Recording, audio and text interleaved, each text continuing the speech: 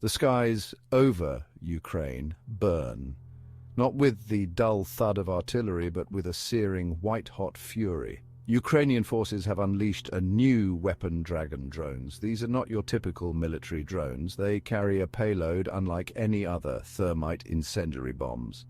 Videos, raw and immediate, surface online.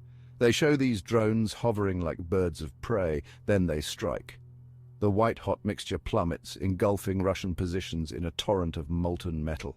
It's a scene straight out of myth, a fire-breathing dragon brought to life on the modern battlefield. These attacks are targeted. The 60th Mechanized Brigade of Ukraine claims significant damage to enemy troops, fortifications and equipment. The Kharkiv region, a battleground for months, now witnesses a new kind of warfare. A war fought not just with bullets and bombs, but with fire itself. Thermite. It sounds like something out of a science fiction novel, but the reality is far more terrifying. This mixture of iron oxide and aluminum powder is nothing new to warfare. World Wars I and II saw its devastating power firsthand. The science is simple, the results horrific. When ignited, thermite burns with an intensity that defies description. 4,000 degrees Fahrenheit, hot enough to melt steel, to incinerate anything in its path. Incendiary bombs laced with thermite are particularly destructive.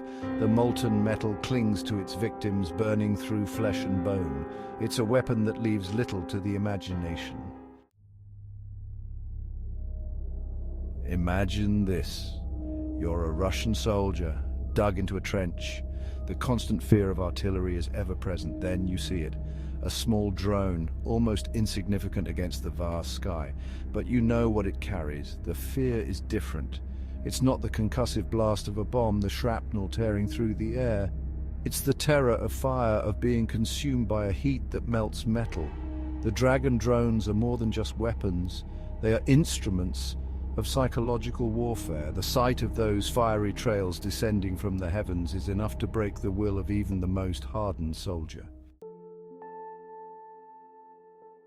Section 4. A moral grey zone, incendiary weapons and the laws of war. The use of thermite, of any incendiary weapon, raises troubling questions. International law attempts to regulate their use to protect civilians caught in the crossfire. The 1980 Protocol. 3 of the Convention on Certain Conventional Weapons is clear. Incendiary weapons cannot be used against civilians or civilian objects. But warfare is rarely black and white. The lines blur, especially in the chaos of battle. Distinguishing between a military target and a civilian area can be impossible from the air. The Dragon drones present a conundrum. Are they a legitimate weapon of war or a horrifying escalation? The debate rages on with no easy answers in sight. Section 5, the future of warfare, drones and the changing face of conflict. The Dragon drones of Ukraine are a glimpse into the future of warfare. Drones, once a novelty, are now ubiquitous on the battlefield.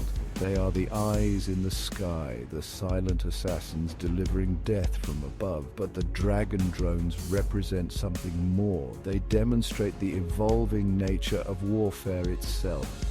Technology is pushing the boundaries of what is possible, what is permissible. The question is, where do we draw the line? As drones become more sophisticated, more lethal, the potential for unintended consequences grows exponentially. Section 6, a world on fire. The Dragon drones of Ukraine are a warning. They are a reminder that the horrors of war are never far away, and they force us to confront a disturbing truth. The weapons we create, the technologies we develop, have the power to consume us all. The world watches with bated breath. Will the flames of this conflict spread, engulfing us all in a firestorm of our own making?